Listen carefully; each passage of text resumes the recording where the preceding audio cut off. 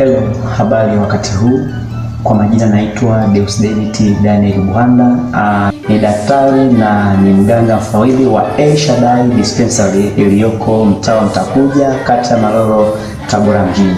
Na kwa niaba ya mkurugenzi wa El Shaddai Dispensary Pastor Dionis Buhanda pamoja na wafanyakazi wote wa El Shaddai, napenda kuchukua nafasi hii kuwatakia heri ya Christmas na mwaka mpya wana Tabora wote pamoja na Watanzania kwa ujumla.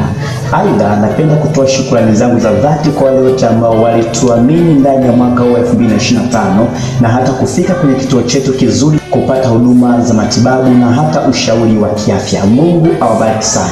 Sisi El Shaddai Dispensary kwa kushirikiana na vituo vingine vyote ndani ya Tabora mjini na serikali yetu ya Jamhuri ya Muungano wa Tanzania kwa ujumla, tumejipanga kuendelea kutoa huduma bora na rafiki kwa wananchi wote ndani ya mwaka wa 2026.